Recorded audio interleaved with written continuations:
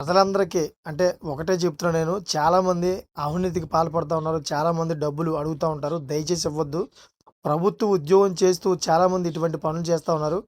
ఇప్పుడు ఒక వ్యక్తి విజయవాడలో సంపాదించిన ఆస్తులు వింటే నిజంగా మీరు నోరు వెళ్లబెట్టవలసిందే. అంత దారుణమైన ఆస్తులు సంపాదించాడు. అతను చేస్తున్న ఉద్యోగం కూడా చాలా చిన్న ఉద్యోగం. ఆ విషయాలంటే మనం పూర్తిగా ఈ వీడియోలో తెలుసుకుందాం. ఫ్రెండ్స్, ఆయన ప్రభుత్వ ఆఫీస్‌లో ఒక అటెండర్. కానీ ఆయనకున్న ఆస్తుల గురించి తెలిస్తే మాత్రం నోరెళ్లబెట్టాల్సిందే. బినామీ పేర్లతో భారీగా ఆస్తులు కూడబెట్టిన అటెండర్ ఇంట్లో ఏసీబీ అధికారులు సోదాలు చేశారు. ఆయనకు భారీగా ఆస్తులు ఉన్నట్లు గుర్తించారు కూడా. విజయవాడ గవర్నర్పేటలో పన్నుల శాఖ కార్యాలయంలో కొండపల్లి శ్రీనివాసరావు అటెండర్గా పనిచేస్తున్నారు. ఆయన నివాసంతో పాటు సోదరుల ఇళ్లలో ఏసీబీ అధికారులు సోదాలు చేశారు.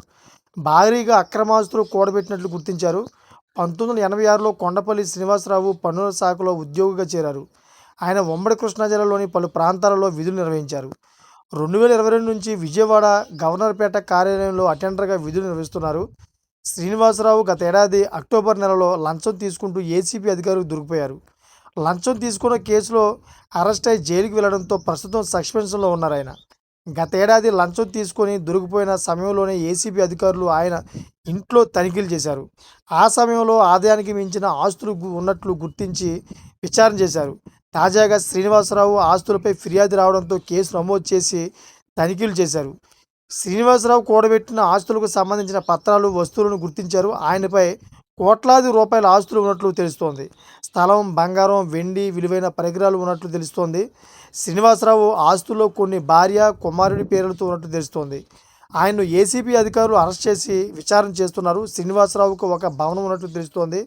41 లక్షల విలువైన స్థలం, 5 బిస్కెట్లు బంగారం కలిపి మొత్తం 760 గ్రాముల బంగారం, దాదాపు 7.8 కిలోల వెండి, బ్యాంక్ అకౌంట్లో డబ్బులు, ఇంట్లో కొంత డబ్బులు, విలువైన ఎలక్ట్రానిక్ పరికరాలు, 2 బైకులు కూడా ఉన్నట్లు తెలుస్తుందన్నమాట. అటెండర్ ఎంత భారీ స్థాయిలో ఆస్తులు కూడబెట్టడంపై ఏసీబీ అధికారులు ఆరా తీస్తున్నారు. పూర్తి వివరంగా తెలియాల్సి ఉంది. చూశారు కదా, ఈ విధంగా అయితే చాలామంది ప్రభుత్వ ఉద్యోగం వచ్చినా కానీ అవినీతికి పాల్పడుతూ ఉన్నారు. ఇంకా అవినీతి తగ్గట్లేదు. ఎక్కడ పడితే అక్కడ ఈ అవినీతి చేస్తూ ఉన్నారు.